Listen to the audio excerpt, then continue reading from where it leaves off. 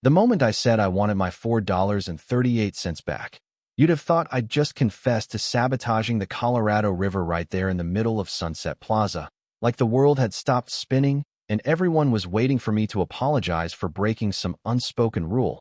But let me tell you, the only thing I was guilty of was trying to hang on to the last $4 I had to my name. And in that overpriced Greystone market where they charged $6 for bananas and played Mozart to make you feel better about your choices, that $4.38 felt like the difference between survival and skipping lunch.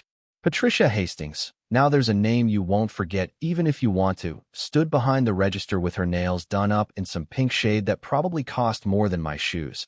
And she looked at me the way a queen might look at a jester who's forgotten his lines. And when I asked for my change, she held those bills just out of reach and said, "Are you seriously asking for this back?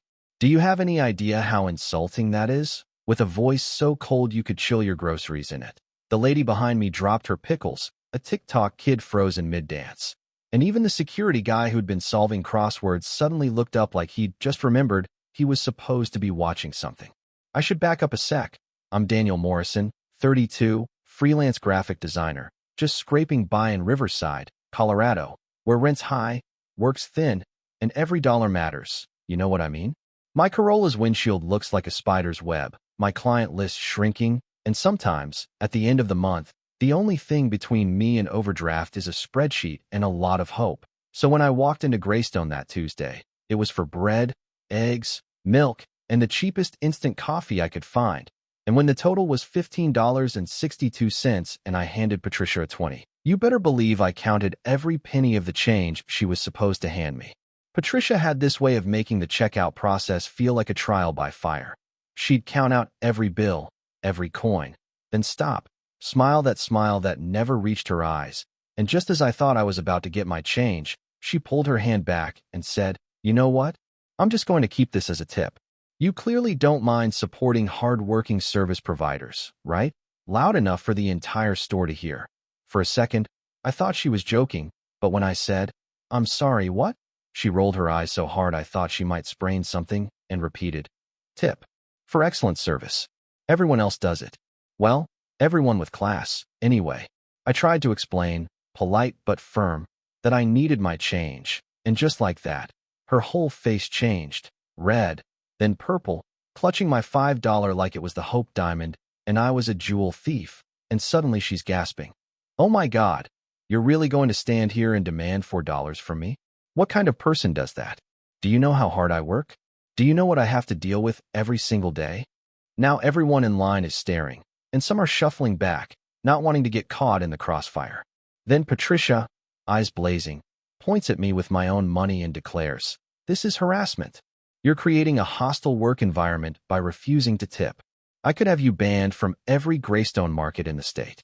And then, this part one still can't believe, she pulls out a laminated piece of paper from under the register, waves it in my face like it's the Magna Carta, and says, "Corporate Policy. Section 3, Subsection B.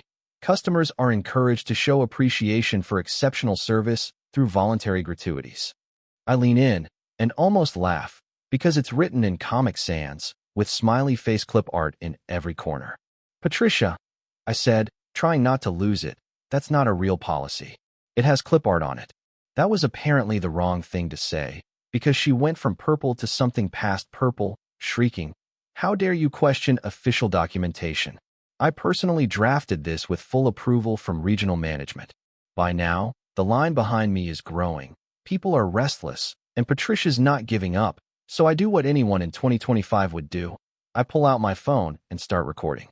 Immediately, she snatches a bag of chips and tries to block my camera, hissing, "Recording in this establishment is illegal. It's a violation of privacy laws.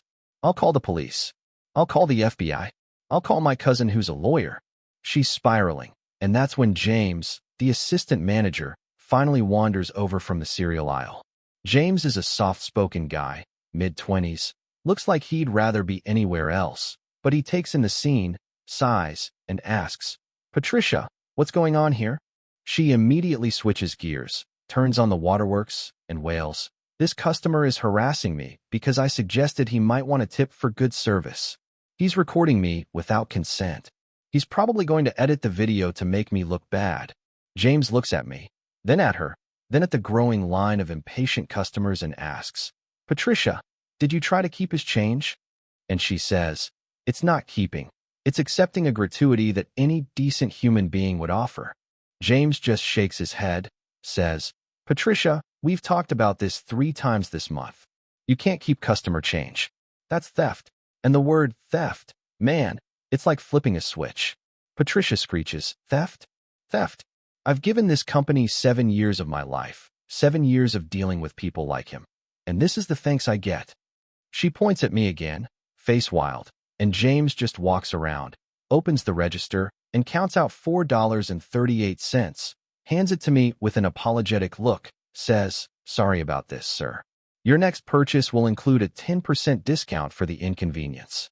Patricia, watching her empire crumble, goes full soap opera, rips off her name tag, throws it into the produce section. It lands in the organic tomatoes, grabs her purse, and storms out, shouting, "You'll all be sorry when I start my own grocery chain. It'll be called Patricia's Premium Provisions, and there will be mandatory tipping." The doors don't open fast enough for her big exit, so she tries to shove through, but the automatic doors push back. She stumbles, knocks over a display of reusable shopping bags, and goes headfirst into a pyramid of watermelons set up for the summer sale. The scream she lets out, tangled up in watermelons and cursing, is one of those things you never forget. A teenager starts a slow clap, and soon half the store is applauding, like we're at some kind of modern Greek tragedy. But Patricia's not finished yet. Oh no, she staggers up, watermelon juice running down her hair, and marches right back to James, yelling, "I'm suing this establishment for unsafe working conditions.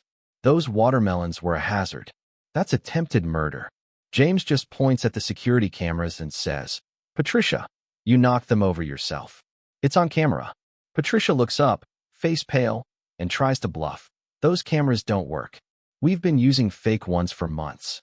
James just pulls out his phone, shows her the security feed, clear as day, of her going full demolition derby on the produce display. The next week, I go back to Greystone, partly because I need groceries, mostly out of morbid curiosity.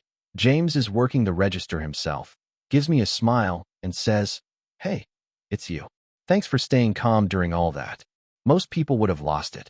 I ask about Patricia, and he tells me she tried to file a wrongful termination suit, even though she quit, then tried to claim unemployment, denied, because she quit, then started a GoFundMe called Help Patricia Fight Corporate Greed, raised $12, 11 from her mom. But the kicker, Greystone's corporate office, reviewing security footage, discovers Patricia's been skimming change from customers for months, small amounts, just enough most people don't notice, but over $800 in total. Company presses charges, and Patricia is arrested at her apartment, ironically, while filming a YouTube video about exposing the truth about Greystone Market. 3 months later, I see her on the local news, convicted of theft and fraud. Judge sentences her to 200 hours of community service and makes her pay back the $847 she stole, plus another $2,000 in fines. And when the judge calls out her total lack of remorse and says keeping customer change isn't some industry standard, Patricia yells that the judge probably never tips and has to be escorted out of the courtroom. So that's how I became infamous for asking for my $4.38 in a town where apparently dignity costs less than a bag of organic tomatoes. But let's be real. Where's the line between appreciating service and getting hustled by someone who's got power for all the wrong reasons? Is it wrong to stand your ground over $4 if it means standing up for everyone who ever felt squeezed by someone behind a counter with a fake smile and a fistful of your change? Or should we just accept that sometimes you've got to let little injustices slide to keep the peace, even if it means biting your tongue and smiling while you're robbed blind with a smile? I'm curious, what would you have done? Drop your thoughts below, let's talk about it, because sometimes the smallest stand makes the biggest noise.